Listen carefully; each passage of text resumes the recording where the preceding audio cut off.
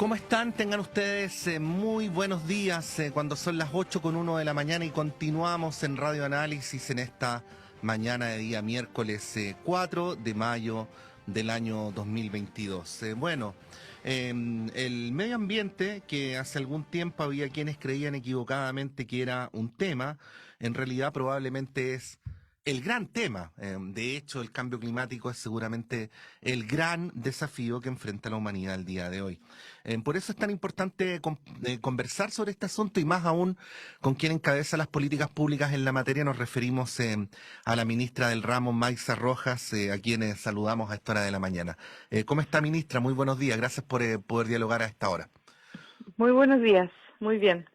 Qué bueno, nos alegramos. Bueno, están ocurriendo hartas cosas en el ámbito que yo enunciaba. Por de pronto, la posibilidad de que Chile finalmente adhiera al acuerdo de Escazú está avanzando en el Parlamento. Ayer se aprobó en la Comisión de Relaciones Exteriores de la Cámara.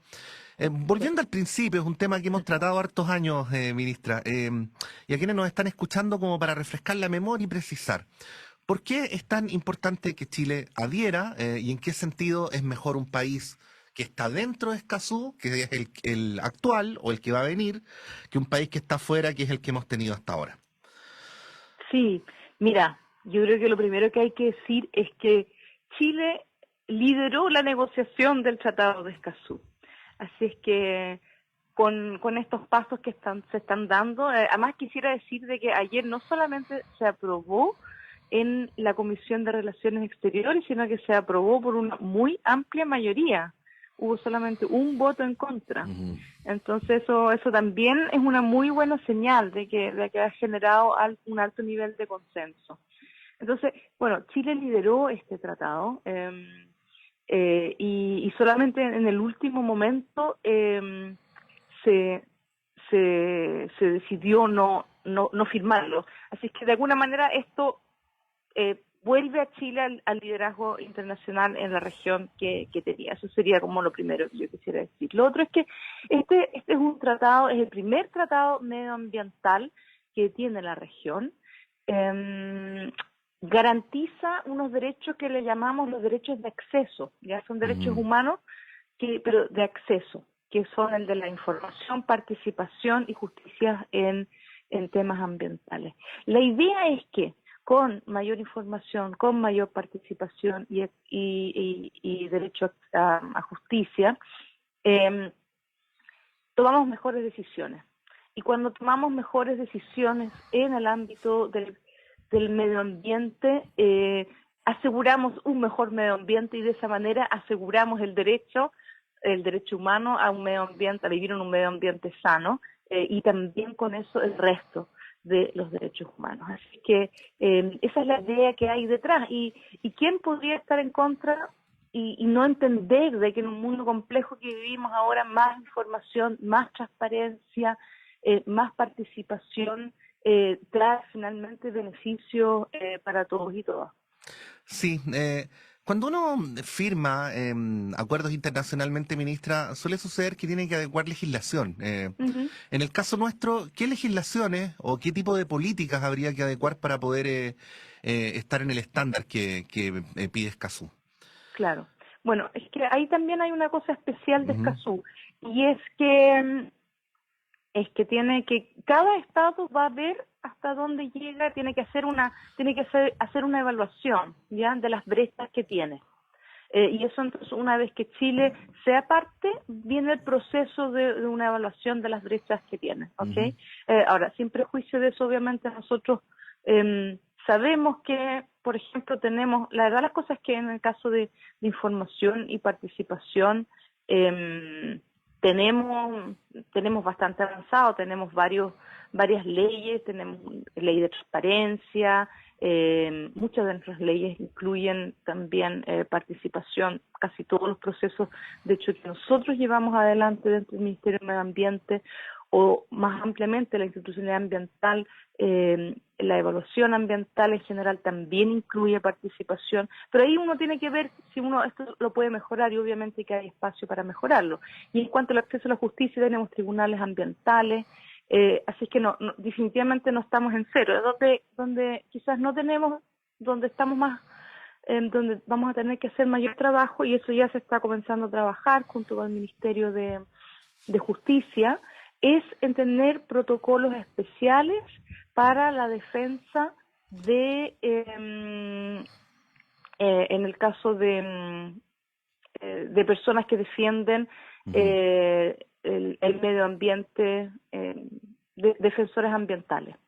Ahí no tenemos nada como particular para ellos, pero tenemos obviamente un sistema de justicia que en general protege a las personas, pero no tenemos nada particular para defensores ambientales. Sí, de sus palabras uno podría deducir, ministra, no quiero decir algo que usted no ha dicho, simplemente le pregunto, ¿no? Que eso último que usted menciona sería probablemente el principal debe en el diagnóstico que ustedes tienen a priori de las adecuaciones que debería hacer Chile. Sí, yo diría que sí, porque ahí efectivamente no tenemos nada específico. Y bueno, eso es bien novedoso también dentro del tratado, así que y se incluyó durante la negociación porque se empezó a ver de que era efectivamente una situación que estaba ocurriendo en América Latina. Ministra, el otro tema, ¿no?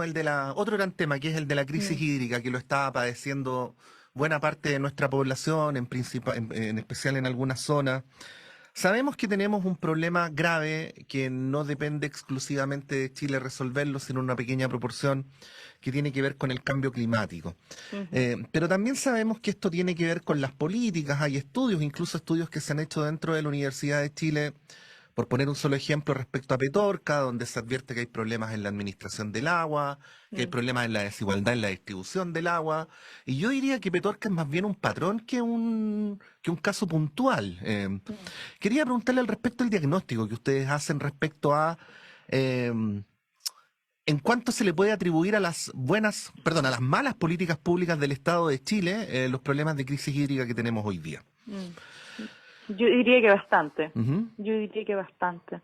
Porque, a ver, y este diagnóstico no es nuestro, esto es un diagnóstico compartido que tenemos hace muchos años. Hace muchos años que sabemos que existen más de 40 o incluso hay algunos estudios que dicen 50 instituciones que tienen alguna relación en la gestión del agua en el país. Y la verdad las cosas es que yo creo que no hay que tener un doctorado para imaginarse que eso hace muy complejo tomar decisiones. Y tomar decisiones cuando comenzamos a tener reducciones importantes en la oferta de agua, ¿verdad? Porque llevamos 12 años en una sequía, por un lado. Sabemos que parte de esa sequía ya es atribuible al cambio climático. Las proyecciones además nos dicen que para el futuro esto va a continuar así. Así que tenemos, por el lado de la oferta de agua, hay menos agua.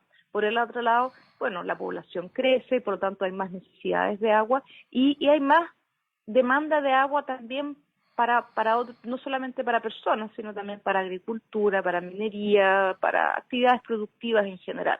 Entonces, la diferencia entre lo que hay y lo que necesitamos es difícil manejar esa situación cuando no tenemos un claro liderazgo de quién nos ayuda a tomar esas decisiones. Yo diría que es un tema grave de gobernanza. Claro, porque la DGA depende del Ministerio de Obras Públicas, hay políticas que dependen de Agricultura. Exacto. Ministra, sabemos que, por el instructivo de la Contraloría, los ministros no pueden entrar al área chica de la Constitución, pero simplemente le pregunto esto. ¿Se pueden hacer esas transformaciones institucionales con el orden con el orden constitucional actual? ¿O se requeriría otro orden con otras características para poder acometer las tareas que estamos conversando, específicamente en el tema hídrico? Yo diría que se puede. Yo diría que se puede. De hecho, se ha avanzado. La reforma al Código de Agua es un avance importante porque consagra explícitamente de que cuando da ciertas prioridades para el uso de agua, ya que es un tema importante. Nosotros lo que estamos viendo es que hay un alto nivel de consenso, por ejemplo, y de que el agua se debe tomar las decisiones a nivel de cuenca. La gestión del agua debe ser a nivel de cuenca. Y de hecho, consejos de cuenca se pueden establecer hoy en día, incluso sin una ley, ¿ya? Obviamente va a ser mejor cuando tengamos una ley, pero dada la urgencia de tener que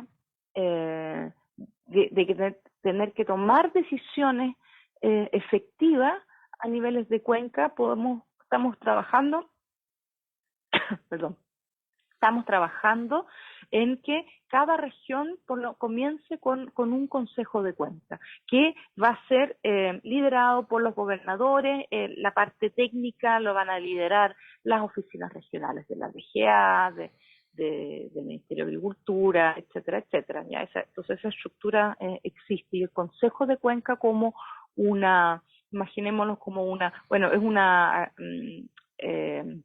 entidad participativa, piénsalo como una mesa donde están las personas que tienen, o las entidades que tienen derechos de agua, pero también las que no tienen derechos de agua, y que es capaz de tomar ciertas decisiones. Eso es lo importante, porque es bueno sentarse a la mesa a conversar, pero es más importante en este caso que también puede tomar ciertas decisiones. Sí, no puedo dejar de mencionarlo, aunque sé que no depende de su ministerio, que bueno, por el otro lado, la posesión del agua es poder, la posesión del agua es acumulación de riqueza, y esa acumulación de poder y de riqueza también ofrece resistencia a las transformaciones. Por supuesto, y probablemente cuando alguien estudie la historia de cómo ha venido desarrollándose esta crisis, que ojalá podamos resolver pronto, seguro que ese va a ser parte de esos elementos. ¿Por qué no? Porque si este diagnóstico lo tenemos, ¿por qué llevamos, no sé, 15 años con el diagnóstico y la crisis solamente se ha profundizado? Porque obviamente porque hay resistencia, pero igual, a pesar de eso, ya hay un nivel alto de consenso de que esa es la única manera de resolver los problemas. Sí, estamos conversando a esta hora de la mañana con la ministra de Medio Ambiente, Maysa Rojas. Ministra, otro gran tema, y de hecho, para decir lo que estoy diciendo me baso en sus propias palabras, es la Ley Marco de Cambio Climático, que está a punto de entrar en vigencia. Usted dijo algo que a mí me golpeó cuando lo leía, porque yo la veía más bien como una gran política, pero como una política de influencia medioambiental, pero usted dijo que era el rayado de cancha del modelo de desarrollo. Creo que esa es una afirmación bien potente y que quería darle todo el tiempo que usted estime necesario para fundamentarla. Ya. Bueno, mira, lo que hace la ley es como el marco jurídico de nuestros compromisos internacionales. Ya es la bajada al país de nuestros compromisos internacionales. Cuando Chile firma el Acuerdo de París, se compromete ahí a hacer todo lo posible por limitar el calentamiento a 2 grados y proseguir los esfuerzos por limitarlo a 1,5. Ese es el objetivo del Acuerdo de París. El 2018, a fines del 2018, el IPCC publica un informe, que es el informe sobre 1,5 grados, en la cual las partes le habían pedido ya, ¿es posible limitar el calentamiento a 1,5, verdad? Este objetivo más ambicioso dentro del Acuerdo de París. Y el IPCC responde, el IPCC, ¿verdad?, es el panel intergubernamental de cambio climático, responde que sí, que es posible, que para eso tenemos que apurarnos, hay un nivel de urgencia más o menos, y para eso tenemos que ser carbono neutral, es decir, al año 2050. Y bueno, y Chile toma ese compromiso, y el documento que tiene que entregar a Naciones Unidas cada 5 años, que es la contribución nacionalmente determinada, del 2020, dice, nosotros vamos a hacer carbono neutral al 2050. Y lo que hace esta ley es poner esto de manera vinculante, ¿ok?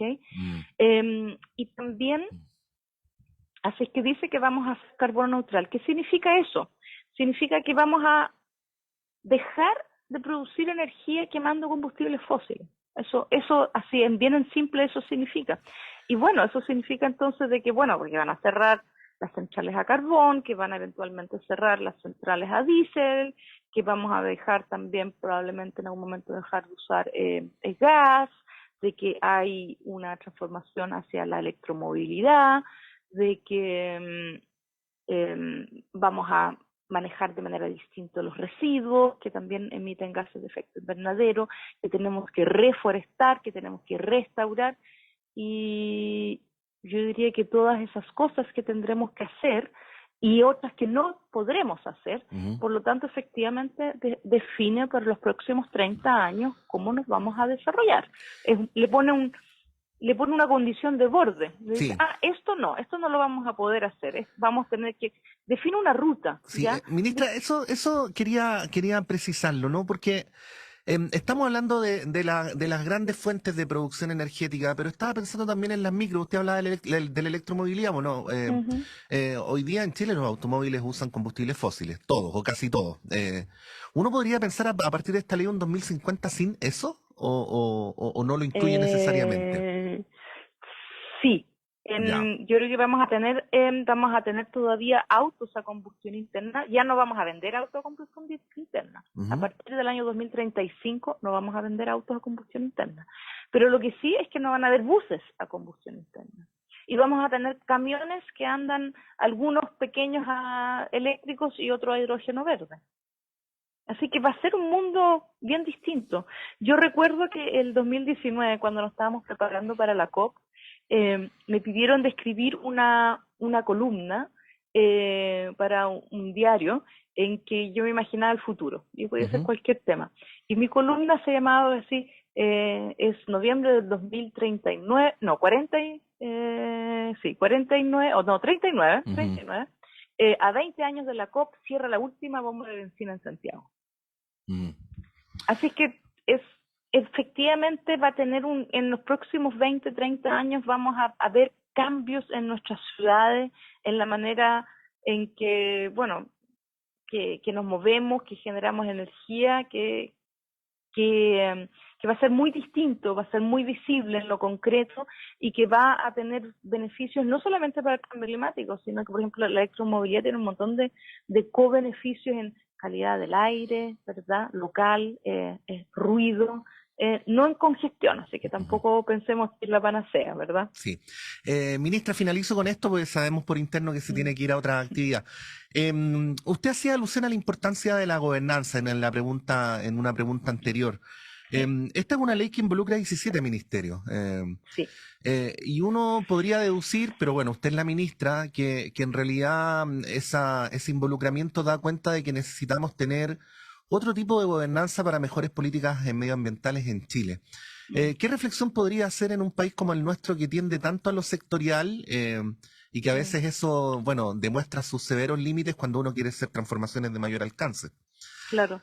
Bueno, yo diría que esto de lo sectorial probablemente no es una característica de Chile, sino que yo diría que es una característica del siglo XX y que de hecho es en parte responsable de la situación en la que estamos, que cada uno ve su pedazo nomás y no permite ver la integralidad de los problemas y por lo tanto, claro, siempre como soluciones parciales nomás. Entonces, como que yo diría que en general entender sistemas complejos y resolver problemas complejos como la crisis hídrica, como la crisis de biodiversidad, requiere de miradas integrales y por lo tanto, claro, una manera bien distinta de gobernar, de educar a nuestros profesionales, etcétera. Así que es un desafío que también incluye la educación, por ejemplo.